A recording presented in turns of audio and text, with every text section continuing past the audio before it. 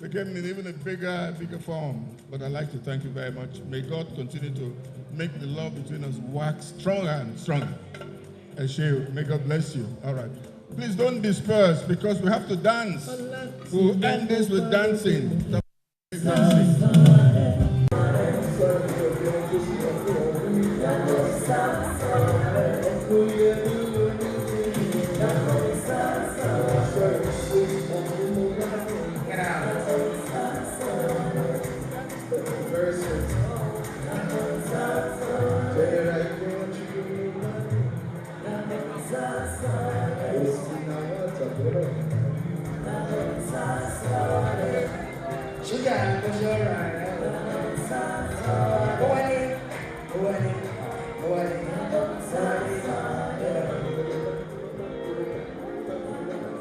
The representative of Chivakoya, please. But meanwhile, we go on to Bayelsa State, and luckily for us, we have his representative here with us.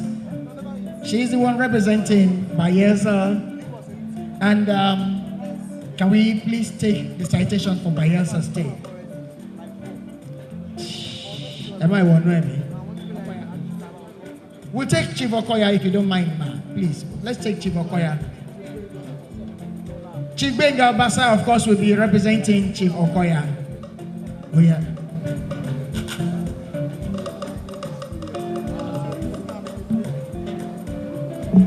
From humble beginnings to an empire of elegance, Alhaji Razak Okoya built the iconic Eleganza Group with shared resilience, discipline, and vision, a pillar of Nigeria's manufacturing industry. Its success story is not only a testament to the power of local ingenuity, but also a beacon of hope to aspiring entrepreneurs across Africa. Alhaji Razak Okoya, CON. Okay. Can we please clap? They came personally, but this time they had to travel. Your hands together for Chief Temitokwe Abere. He's the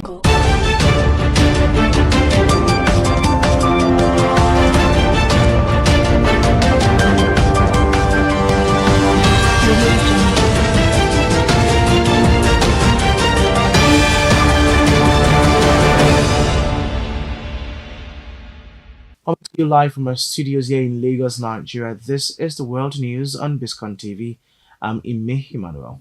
Now let's look at the top stories making the news this hour. From the national scene, NNPP vows to unseat Ondo APC legislators in 2027. The Kebbi lawmakers defect from PDP to APC and cite on ending crisis. In business, China to fast-track zero tariff access for Nigerian export. On the foreign scene, UN troubled by Hong Kong clampdown after deadly fire. And in the world of sport, Heaven urges Man United to keep European faith. Now let's bring you the news in detail. The Ondo State NNPP says it is ready to replace all APC lawmakers in the 2027 elections. Chairman Peter Olagokun, re-elected for a second term, pledged massive mobilization and strong candidates to challenge APC dominance. He accused current legislators of failing their constituencies and promised NNPP would deliver a new Nigeria free of insecurity and hardship. The new executive includes Olagokun as chairman, Oluwayomi Adekunle as secretary, Ibrahim Shuaibu as treasurer, and vice chairman across the 3 senatorial districts with 33 other officials. And Mansu Musa, representing Aliero Gwandu Jega Federal Constituency in Kebbi State, has officially defected from the People's Democratic Party to the All Progressive Congress. His decision was announced in the House of Representatives after Speaker Tajuddin Abbas read his letter of notification. Musa blamed deep-seated internal fractures, persistent conflict, and unresolved crisis within the PDP, saying the divisions made credible leadership impossible and incompatible with his constituents' expectation. He described the APC as a more stable and disciplined platform, better aligned with its people's aspiration. The lawmaker said his move followed consultation with community leaders and stakeholders, framing it as an act of responsibility. His defection adds to a growing wave of PDP exit amid rising internal tensions and factional dispute. As seen on the news, the Sokoto state government has commended the Nigerian army after troops neutralized 13 suspected bandits in Sabon Benin local government area. The attackers had attempted to ambush traders heading to a weekly market in Tara village before being repelled in a fierce gun battle. Special Advisor on Security Colonel Ahmad Usman retired praised the military's swift response and professionalism, noting their sacrifices in protecting lives and property. Weapons, including 8 AK-47 rifles, were recovered with no army casualties reported.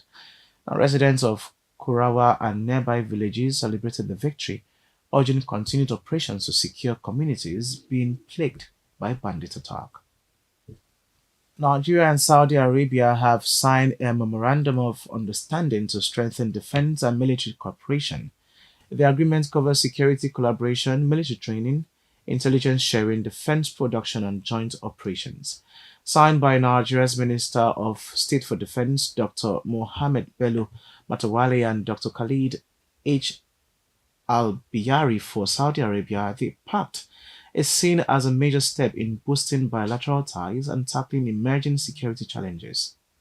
The Defense Ministry expressed optimism that the deal will help address Nigeria's current security concerns. Let's take a quick break, and when we come back, we'll bring you business news.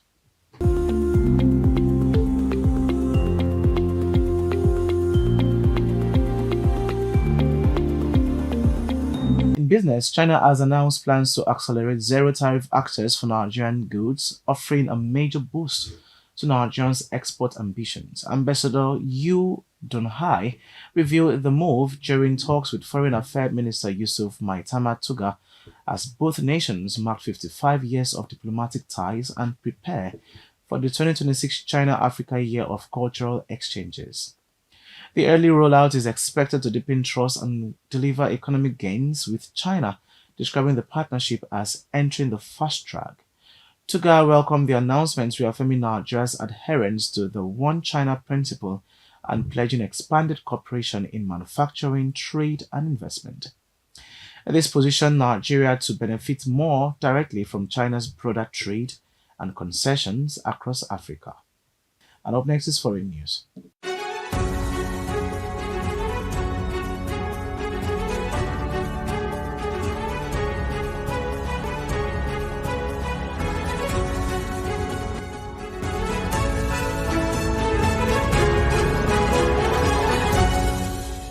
The United Nations has voiced alarm over reports that Hong Kong's national security laws are being used against citizens, demanding a transparent inquiry into last month's apartment blaze, which has now claimed 160 lives, with 6 people still missing.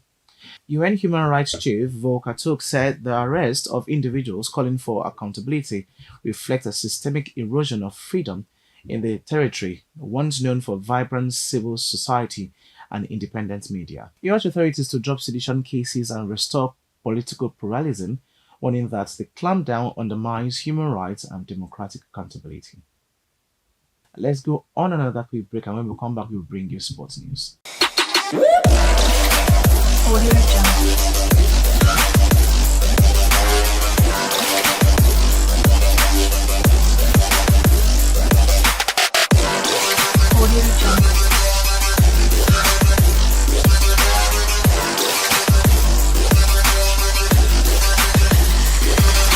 And in sports, teenage defender Aiden Heaven says Manchester United can return to European football after their 4-1 win at Wolves. The victory lifted Ruben Amorim's side to win a point of the top 4, keeping Champions League hopes alive. Heaven, marking his second successive start, praised Amorim's trust in him and insisted hopefully we can be in Europe next season. And that's where Manchester United belong. United, who finished 15th last season and missed out on Europe, have lost just once in their last 9 games. Their next test is at home to Bournemouth. And let's take a final break, and when we come back, we'll bring you entertainment news.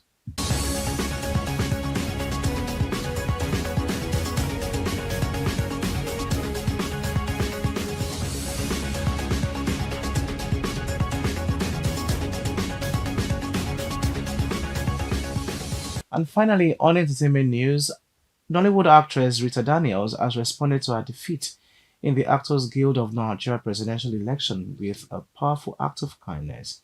Days after losing to National Secretary Abubakar Yakubu at the Guild's AGM in Benin, Edo State, Rita was seen on the street handing out food and drinks to the less privileged.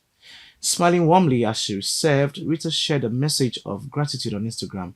In her words, she said, "Thank you, God, for all you have done. May your name alone be praised."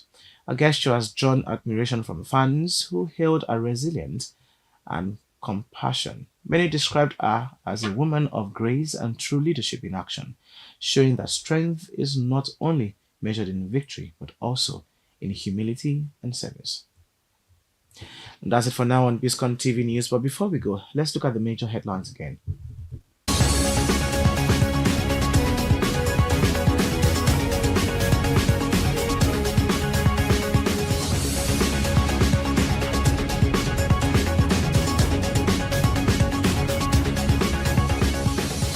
On the national scene, we brought you news that NNPPA has vowed to unseat Ondo APC legislators in 2027.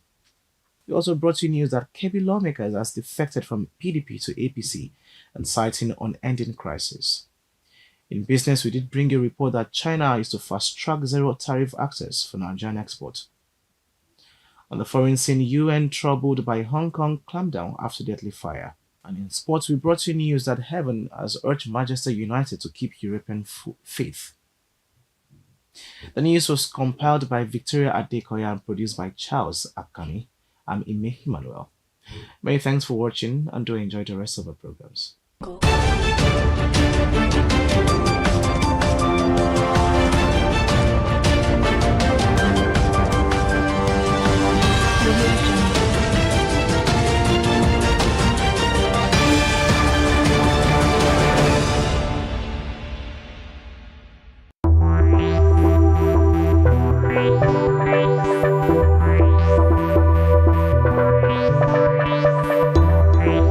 Greetings, folks.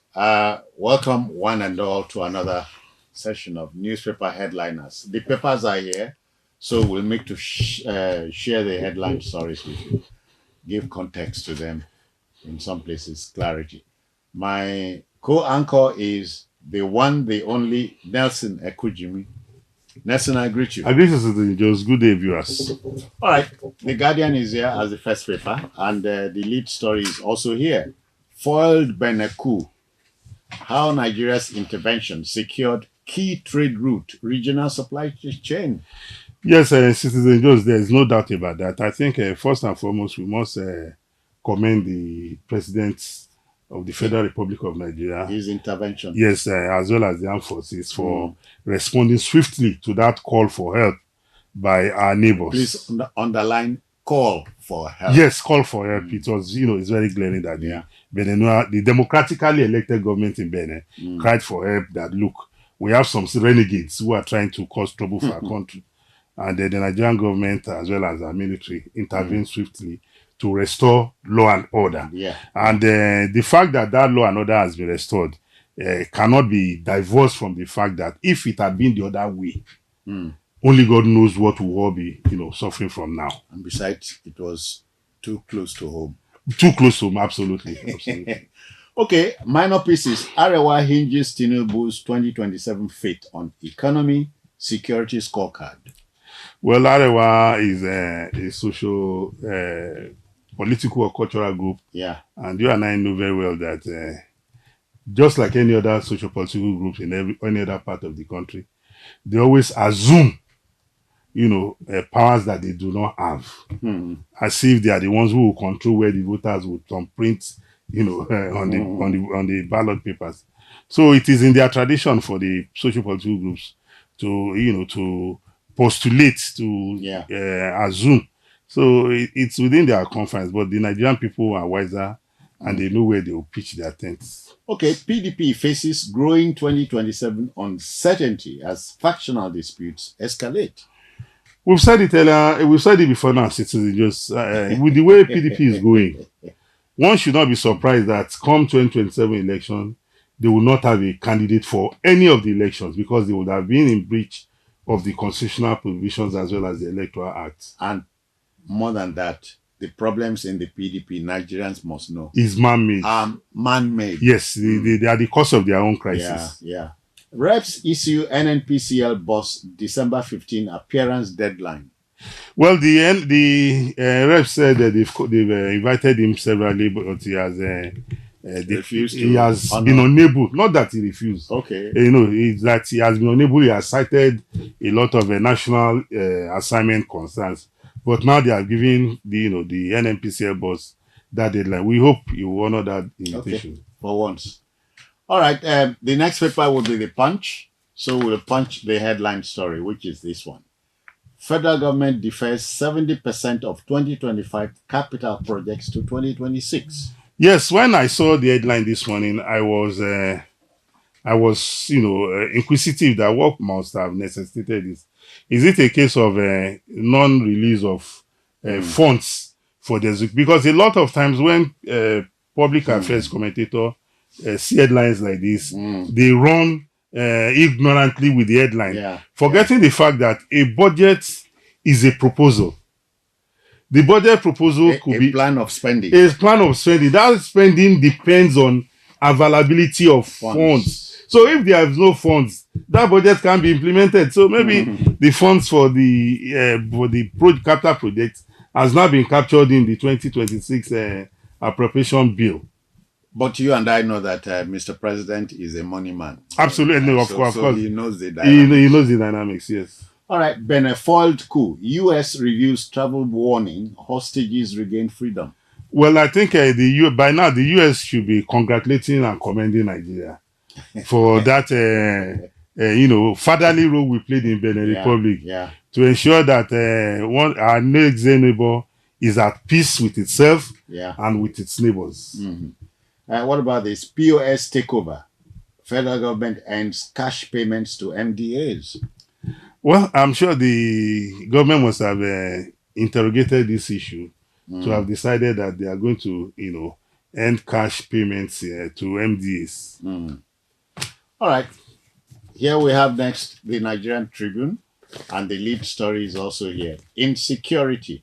Miners tackle northern governors, reject call for ban on mining. The northern political establishment, as well as the religious and whatever, had a meeting just recently, some few days ago in Kaduna, and one of the resolutions was that they called on the federal government to place a ban on mining because mining had become how would I put it now? It's like the fire, oiling the. You mean more like saying illegal mining or mining? Mining, because it had become so. How will I put it now? It had become so rampant that they cannot even put their hands on which one is the legal and the illegal ones, because some of the legal ones are also exploiting the loopholes, to mine illegally. So the governors have now come to say, look, one of the ways to check this banditry and terrorism is if we place a ban on mining for now. Yeah. So, and I agree. So, and it's not unexpected that those on the other side will definitely fight back. Obviously, yeah. Minor stories in some of them. Gunmen murder pastor's wife, raise house, vehicles in Anambra church. You see, the problem with this, with the media is that call a spade by its name. This idea of calling terrorist group in the southeast unknown gunmen, while before it happens in the north, in any part of the north, you immediately say Fulani herdsmen. That's it. Yeah, Fulani banditry, Fulani militia. What happened in Anambra State was carried out by the proscribed terrorist group IPOB. There's no doubt about that. They are the ones unleashing terror on the people of that region. So it's unfortunate that we have had this incident again, but we hope that the security agencies will rise up to the occasion and arrest these perpetrators. Okay. NSA hands over 100 rescued pupils to Niger government. When I saw that news, I was very happy. And watching TV this morning, I saw on-air persons whom I expected to know saying now that they have been able to rescue these 100 girls, in addition to the 51 that escaped, but that they are not hearing anything about the kidnappers themselves. That what is happening to the, as if whatever transpired in securing the release it will be brought to the public space for public consumption. So it's unfortunate we have people. Security matters are under law. Are top secret matters. So if the government had engaged the criminals, the terrorists, in a gun duel, so they will come out and show you that this is the gun we use. Oh, this is the such a pettiness. Well, okay. Consider this. U.S. Congressman Moore says security talks with Nigeria productive. Yes, when President Donald Trump issued that statement of his, a lot of us rose up as Nigerians to condemn him, and we made it point blank to President Trump that look, in Nigeria we are one and the same. We don't discriminate on the basis of religion. As I sit before you, Citizen Jones, I attend Muslim Islamic programs. I have a lot of invitation on my table now. I attend traditional worshippers events. Yeah. So what matters to us is that to us every life matters. It is about humanity. Whether you are a Christian or you are a Muslim or you are a traditional worshipper or you don't even believe in any God. What concerns us is that you are first and foremost a human being. And so whatever affects you affects us irrespective of your religious tendencies. Okay. $2.4 billion Eurobond oil receipts remittances drive Nigeria's $7.5 billion reserves surge. Wow, that's a good one. Research, Yes, that's a good one. It shows you clearly that the bond as well as the upsurge, the increase in the oil receipts, because now we have been able to tame our oil leakages in terms of vandalism and oil theft.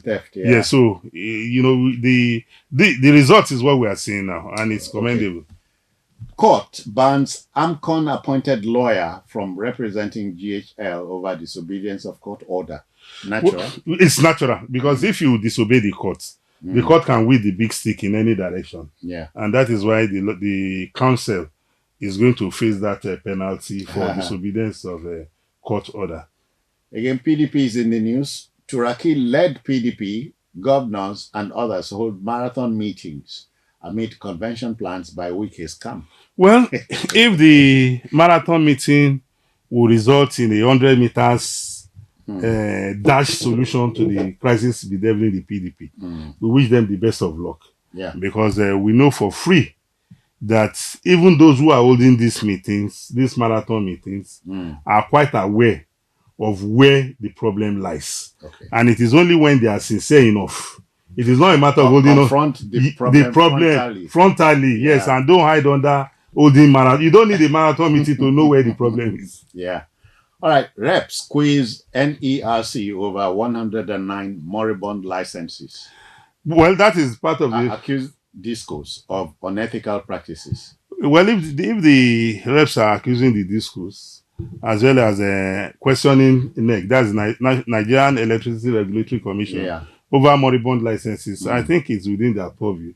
NERC, their job includes oversight. So NERC has questions to provide with regards to the 109 moribund licenses, as well as the unethical practices of the discourse must also be brought to the attention of NERC, because NERC is the regulatory body in that industry.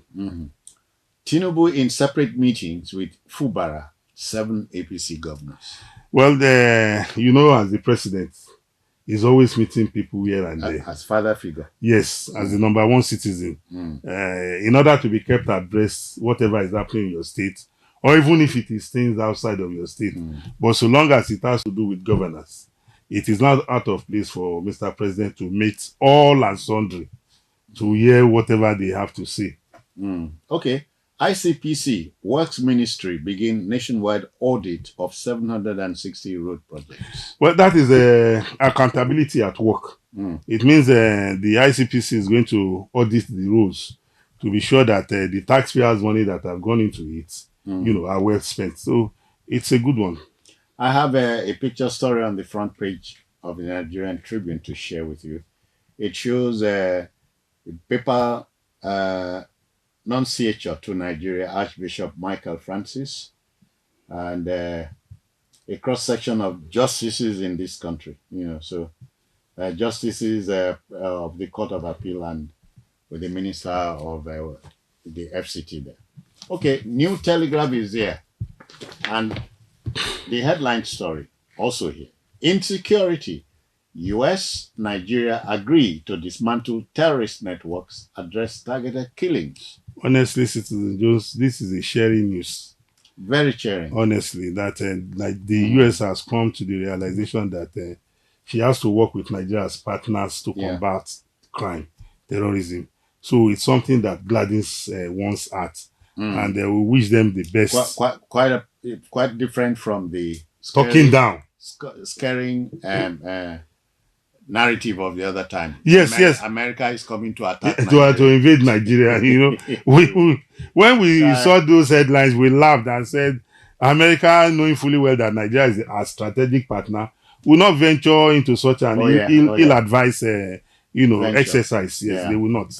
Okay, recapitalization spurs strong Q3 25% gains in banking stocks. Yes, part of the reasons for recapitalization is to engender public confidence in the banking system. Because a lot of persons are monitoring and they have enough, they have enough cash or investment here and there. Yeah. So when they know that the banks are very, very solid, then it will boost their confidence and the economy will be the better for it. All right.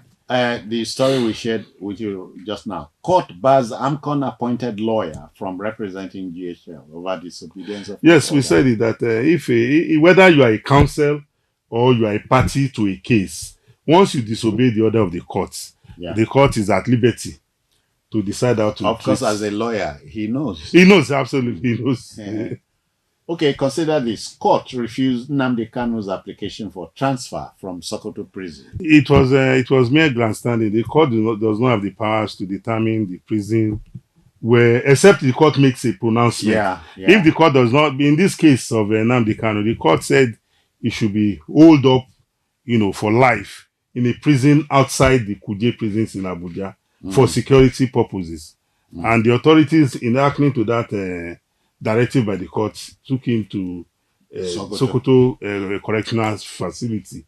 And so Sokoto is still in Nigeria. Is within the first. So for him to come and say to apply for transfer, I think he was merely playing to the gallery. All right. Happy story now. Nigeria's foreign reserve hit 6-year high at $45.04 billion. That is to tell you that the managers of our economy are doing